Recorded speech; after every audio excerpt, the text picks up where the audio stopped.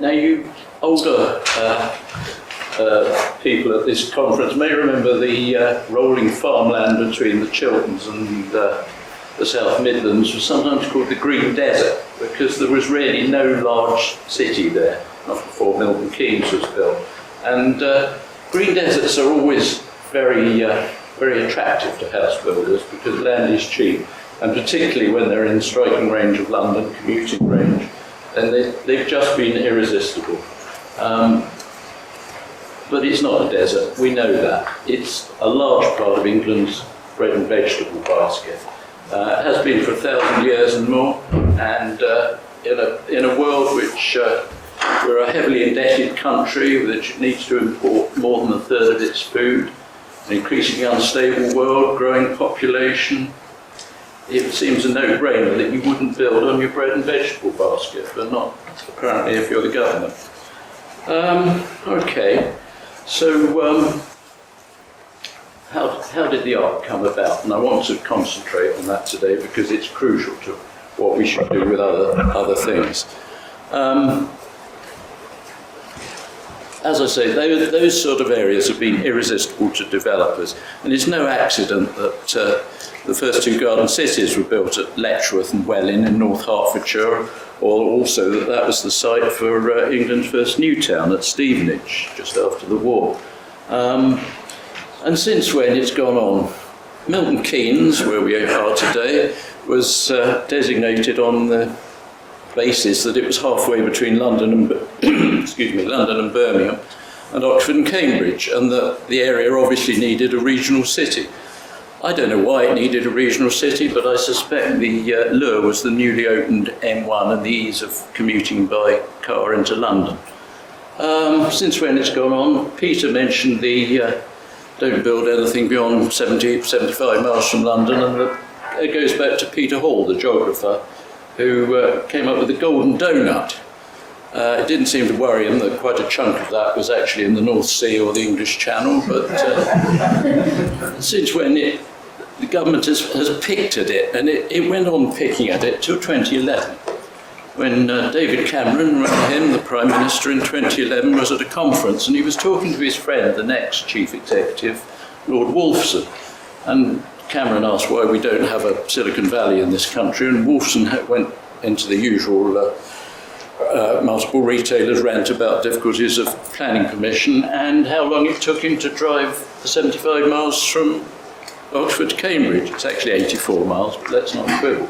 But that was the basis on which the Ark came about, because David Cameron went away and talked to his cabinet colleagues, particularly the Transport Secretary and the Chancellor, and it began to cook. And right from the beginning, it was the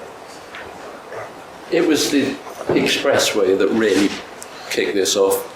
The Ark really began with the expressway because it was clear to them that if you were going to build a lot of houses in the strip between Oxford and Cambridge, you'd need a new motorway. Now, part of that's being built. Let's not pretend it's gone away. And it was never an Oxford-Cambridge expressway. It was actually a Cambridge-Newbury expressway, which was a big chunk of the outer M25 that the Department for Transport has always wanted. George Osborne eventually ordered the National Infrastructure Commission to go away and make recommendations for an Ark. Not to go away and consider whether an Ark would be a good idea. That would have been much too useful. So it was to go away and recommend it, which they did in 2017. Well, you remember the rest of it since then, and I won't bore you with it or possibly upset you with it. But we need to ask why we've got an Ark. Now, I expect some of you heard Boris Johnson's speech on levelling up in the summer, and there was this wonderful thing about this greatest scientific constellation, which the Ark is. Well, there's some very fine science goes on in the Ark, we all know that. The quality is certainly stellar, internationally important, but the thing about it is the quantity isn't that bad. We're very bad at funding R&D in this country. And I think there was a report recently which said if you add together all the university R&D in London, Oxford, Cambridge, Manchester and Edinburgh, you add it all together, In total, it's about the same as the University R&D in Houston, Texas. And it's about half the University R&D in Boston, Massachusetts, or Los Angeles, California. So, yeah, it's a bright constellation, but it's not a very big one. But the whole case for the arc has come down to this idea of agglomeration that Ricky was talking about. And now economists have various definitions of agglomeration, and I'm not going to go into them. But when we looked at the economics of the report, our report on the economics of the arc, and we looked at whether there was any agglomeration, the only industry we could find that was actually agglomerated in the arc was agriculture. And there's something very odd about all the endless glossy reports and things that have been published about the arc, is you will virtually not find a mention of agriculture anywhere in them. The only one I could find was in the NIC report, which was a mention of a model farm in Letchworth, which isn't now even in the arc anyway. But the idea of agglomeration suggests that it's a single economy. Now this is actually taken from the NIC's own consultants on the economic case, who said, no, actually, it's not a single economy, it's 4 separate economies. And if you want to turn it into a single economy, you won't just have to build East-West Rail, you'll have to build the expressway, and you'll have to build a lot of other transport links, mainly roads, as well. So the case for it being a single economy doesn't work. So perhaps levelling up would be a reason to build it. Well, is it economically deprived? You probably can't read that, but the blue areas are the 1% most economically deprived areas in England, whereas the orange areas are the 1% least economically deprived areas in England. I have to say, spot the arc. Remember, those are the most economically advantageous areas in England. They're the richest areas in England. And most of them are in the arc. And they're actually, that's the top 1%. Still, perhaps it's got good rail-based communications. Well, there's some fine radial rail links to London. Several main lines cross the arc. It's got the only 2 that aren't electrified. But nevertheless, when you consider that part of the arc case was London overspill, that's obviously been a consideration, as have been the motorways going into London. But in our first report on the arc, we looked at other disused rail alignments, apart from East-West Rail, that would be worth opening. We identified no less than 14, which would be worth opening particularly if you're considering advanced development. The only ones under consideration were the short branch line to Wisbech and an even shorter part of this line, actually. This is the old line from Princes Risborough through Tame to Oxford. They're all 3 towns which are already growing fast without the arc, and it would be a really useful line to reopen. But apart from a short stub at the Cowley end, there's no proposals for this at all. One thing we didn't ask, and I wish we had, and I've no doubt Wendy would tell me off for this, is we didn't look at water. Now, the Chilterns are probably England's most water-stressed area, and Cambridgeshire's seriously water-stressed, parts of Bedfordshire. And so this is my second spot the arc map of the day. It won't be the last. So why would anyone with any knowledge of geography want to accelerate development here? It's a ridiculous area in water terms. Okay.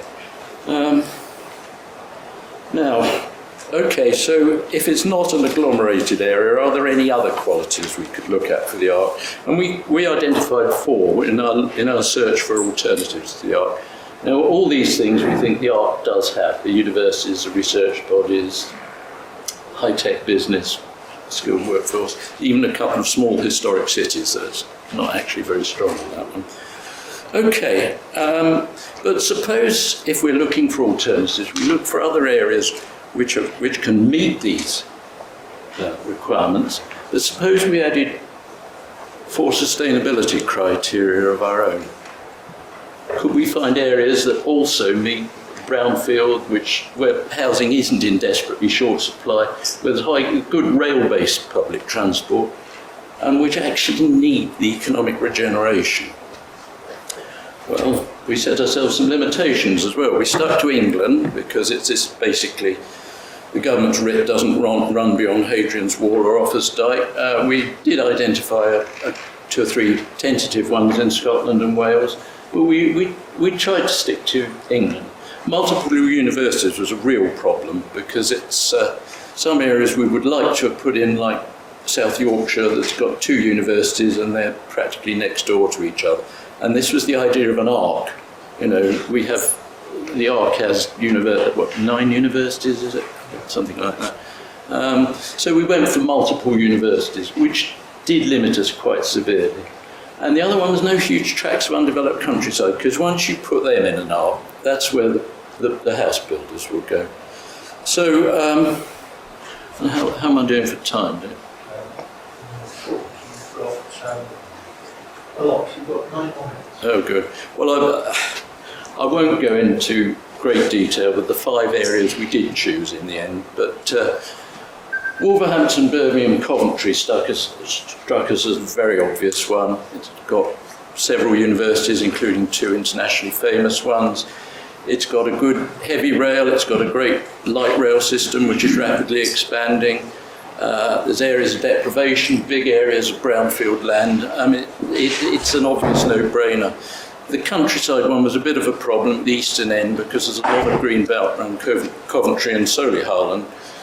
Coventry is nibbling quite hard at its green belt. Solihull is less so, but we've already had one of our YIMBY critics has pointed that out to us, that Coventry is one of the biggest consumers of green belt in the country. Yes. But Wolverhampton has enormous areas of brownfield land. Staying in the Midlands, this one surprised a few people, but it's an area like Birmingham which actually has a fine engineering tradition, and that survives to this day. Not everywhere in Britain is that the case, but it's also got a fine biomedical tradition, which people forget as well. It's not the home of boots for nothing. The next one we picked was Manchester-Salford-Bolton. This began life as a Manchester-Preston arc in our original considerations, but it was pointed out there is a large chunk of countryside between Bolton and Preston. It would be quite nice perhaps to have a Preston and North Lancs arc, but again that runs into the problem of only one university, but it's an area of great deprivation.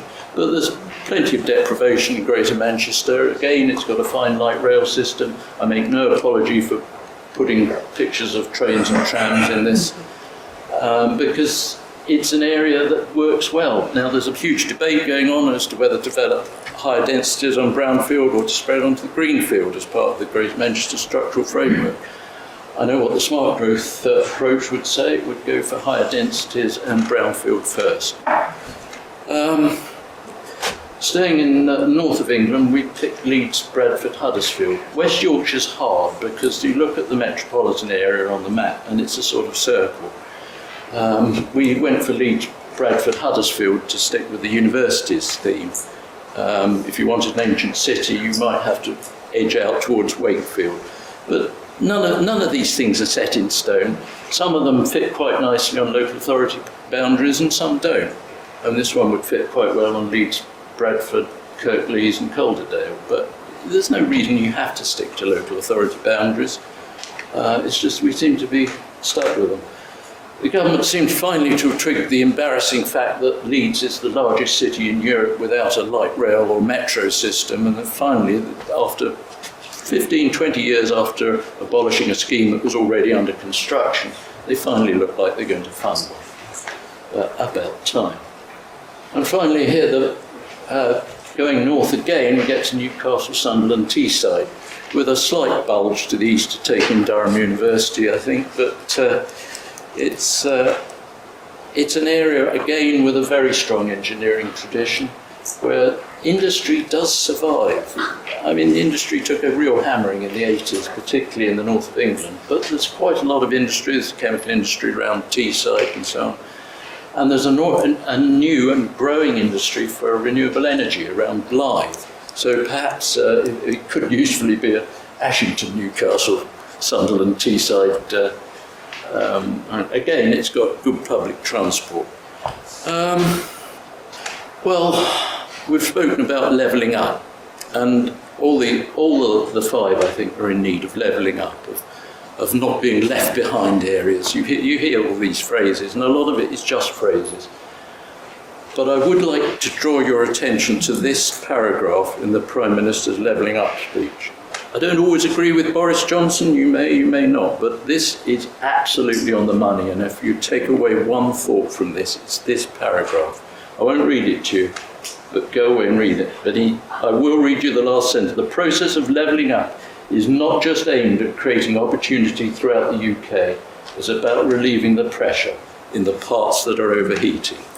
That would be, what should we say, Oxford, Cambridge, Milton Keynes, South Bucks, South Oxfordshire. All right, so I wonder if this perhaps, if the ARC proponents are feeling a bit of a draft at the moment in Whitehall, it's possibly due to this. It didn't get the publicity it deserved at the time, but I've not let anyone forget it, put it that way. So, if we're turbocharging bits of the economy or levelling up bits of the economy, again, now this came from the same source as that earlier one I showed you. This is the 10% most, areas that are 10% most deprived and areas that are 10% least deprived. Now, I don't think the ARC stands out quite as clearly, but you can still see it there, and you know, those doing the Spot the ARC competition can still see it.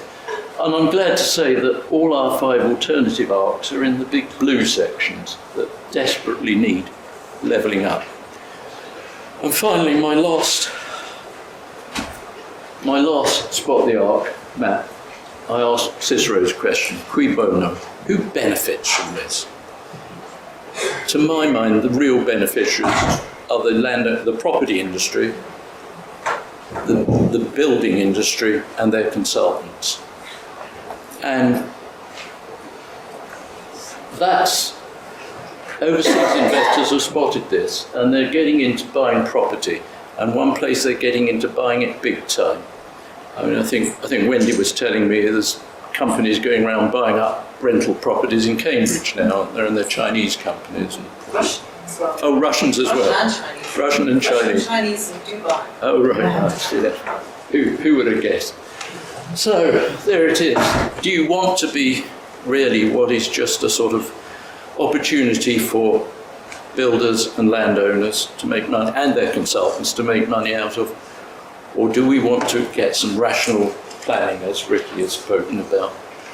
And so I'll just end up by going back to the question I asked. That's our 3 reports. They're all on our website if you want the detail. Why here?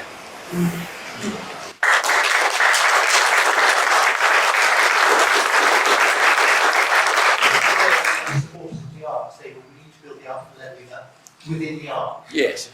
Yes.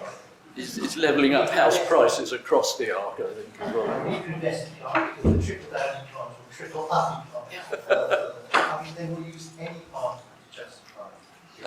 Yes, you know my question.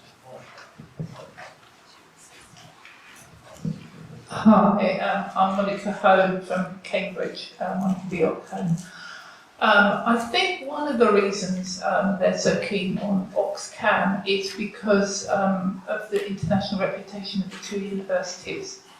And, you know, with the best will in the world, all the other universities just don't have the clout. They don't have the reputation, they don't have the international standing. And one thing that I've been trying, an idea that I've been trying to sort of sell to people is, why do Oxford and Cambridge universities not just have satellite campuses in other parts of the country? Because it's the brand that people want. You know, it's the brand, it's not the location. They don't care about the location. And if we could just say to these universities, look, for the sake of sustainability, for the sake of our biodiversity, let's have satellite campuses in other parts of the country. It doesn't matter where you are, it's the name that people want.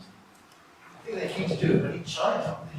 Yes, there's certainly international campuses, but as you say, British universities, you'll find them from Scotland, in London. I think it's not just the universities. I don't want to attack Oxford and Cambridge University. They're extremely fine universities. I'm not just saying that because David's here. But they're not the only fine universities we have.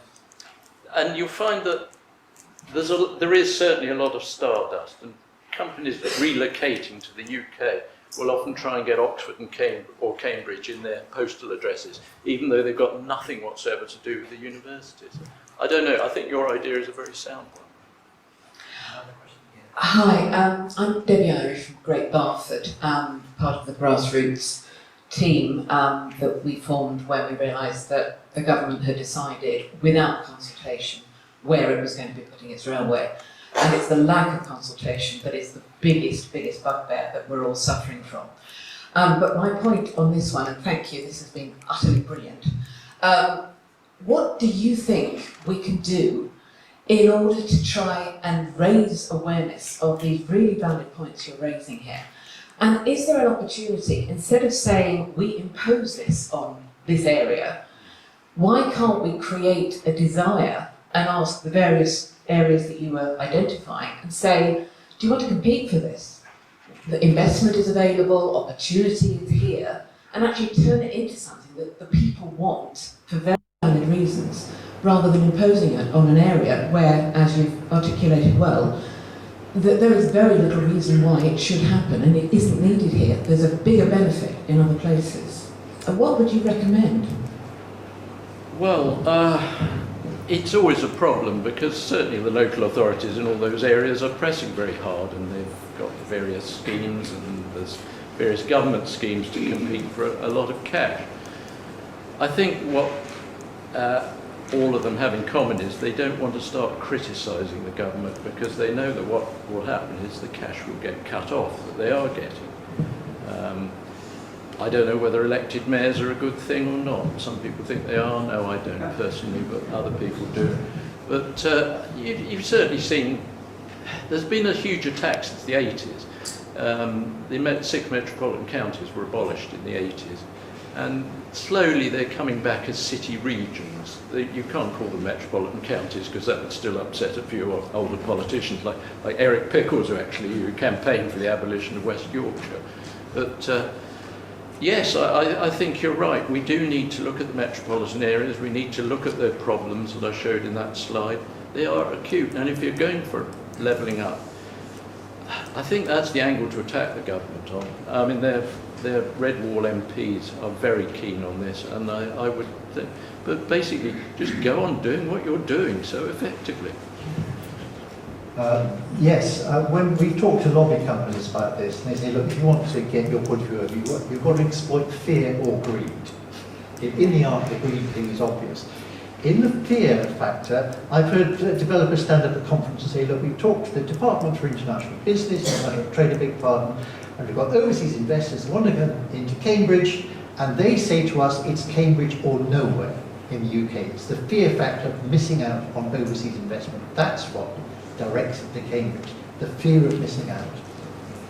But you're quite right, otherwise.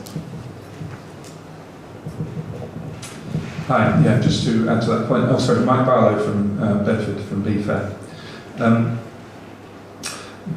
Just to add to that point, Ben Houchin, Mayor of Teesside, Patrick Mealy, Chief Executive of Sunderland, they're already trying to work together in that region to try and drive that.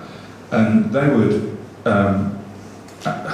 they and their constituents, given the history over the last 40 years, would love to do that, and I know that from working with them. So I've got a question, actually, which is, in your investigations, have you found any precedent evidence of massive economic benefit of linking two big university towns? No. I haven't. Others may have done. I wouldn't say. We can't find any. I'm not an economic geographer, so somebody may be able to find some, but I certainly didn't come across any. No. Okay. We have looked at the economic case, the aggregation case of the Oxcar market, so in fact on one of the posters here, and we calculate using the government's own figures, or the Cambridge Econometrics own figures, that all the economic benefits of the ARC, which are actually 163 billion increase in economic output to 2050, given the transformation scenario of 1 million homes, all of those benefits, only a maximum of 10% can be attributed to the agglomeration effect. Everything else would happen anywhere else in the country. You put that jobs, the houses, anywhere else you get 90% of the benefits of the ARC. The case for agglomeration is just not there, even when you look at the government's own figures on this. Wendy and Sue. Yeah, yes, that point about agglomeration was raised at a meeting Q&A session that we had in Cambridge with the Director of Greater Cambs Shared Planning Service. A question was raised by a senior academic and economist from the Institute of Manufacturing who said, where is the evidence that global companies will move abroad? Where is your evidence? Where has this been peer group reviewed? Because I don't know whether anybody's aware of this, but the modelling for the certainly for Cambridge, which is quite a big so-called corridor in the Oxcar was funded by CK Asset Holdings, who are Li Ka-shing's Hong Kong registered conglomerate. So there was a certain interest in, and that was funded with the business lobby group Cambridge Ahead with the combined authority. That is actually cited, that modelling is cited as the evidence for employment growth strategy in the Greater Cambs local plan. And that is also relates to all the other issues like water supply, land, etc. So there are, in terms of challenging this, these are important points to make. Before Sue's question, can I just add, when he was referring to the CPIER report, the Spear report, the Cambridge show, and it's the same group that did the economic analysis for the ARC. If you read the Spear report, they said, look, we looked at agglomeration effects within Cambridgeshire, just the county of Cambridgeshire. We could not find it at the county level. We could not find it at the district level within Cambridge. The only level that we could find agglomeration effects, the convenience of companies working together, was at the level of Cambridge City, just the city level. It does work. It doesn't work across even Cambridge County. It certainly won't work across the 5 counties of the ARC. And it's funny, you go back 40 years and look at what agglomeration there was around Cambridge, and the big thing was the audiovisual industries. It wasn't biotech in that era. It's all changed now. I mean, there's a fine cluster of biotech around Cambridge now, and there's probably not a great deal left of the audiovisual. I think, was it Cambridge Audio was sold to a Far Eastern company, wasn't it? It's all knocked out in the Far East somewhere. There are 3 books that have changed my understanding of the world, and I'm reading one at the moment by Stephanie Kelton, The Deficit Myth, which shows that if you're a sovereign country that creates its own money, there is no problem with having a deficit. You just produce as much money as you want in order to do as much as you want with it at any one moment in time. If they wanted, we could have all of your ARCs, couldn't we? So one question is, would they possibly go for one of your northern ARCs as well as ours? And the other question is, Smart Growth UK, does the government hear you? Who hasn't got any influence there? They may hear us, whether they're listening is another matter. I think things are slowly moving our way. I mean, the climate change agenda, the water shortage agenda that Wendy was talking about, things are slowly moving our way. I would profoundly disagree with Peter Bill that we don't need higher densities and we don't need transit-oriented development. We do. We ought to be thinking in terms of the cities that the Victorians created and the Edwardians. Compact houses built at 70 dwellings per hectare or higher, not the sub 30 per hectare that the house builders find most profitable. And you can save an awful lot of land doing that, and you could need to build them near rail-based transit, as the Victorians did, tramways, trains, whatever. And they're very attractive. You could go to Notting Hill and see how unattractive the £2 million houses are. So. There's one more question for coffee time. If we break for coffee at the right time, you could Untitled Chapter of the coffee. Just one more. Hello, Liz Calvert from Bedford, member of CPRE, supporter of BFAIR, ex-geography teacher. One of our problems in Bedford is the democracy or lack of democracy at the level of mayor. Because we didn't really know most of all of this. It sort of gradually leaked out with the help of organisations like BFAIR. But he is mayor, he's obviously important in the Lib Dems locally. He is a member of SEMLAP. He is a member of the economic heartlands on which he chairs the transport group. He's also on something that seems to have appeared fairly recently called the Oxcam ARC leadership group. Can't find out most of the members of that. I'm sure he would like to be on the East-West Rail Consortium as well, but he couldn't be, so he sent his henchman, Michael Headley, who has attended pretty well every meeting that they've had. But of course most people haven't a clue about this. So he's just feathering his nest. I couldn't possibly comment on that. I mean, my personal view, and it's not a Smart Growth UK view, is that, as somebody said to me, the trouble with first past the post voting is it puts all the power in the hands of one party. The trouble with elected mayors, it not only does that, it also puts all the power in the hands of one person, usually one man. And how many female elected mayors are there? Not many. I think that's true. I don't know, there's a lot of money being made for the ARC, the leadership. The ARC Leaders Group's been around for a while, though they don't publicise their meetings. Yes, there's a huge democratic deficit in this country, but how you get around that is probably beyond the remit of this meeting, I would guess. John, thank you so much. It was a lot to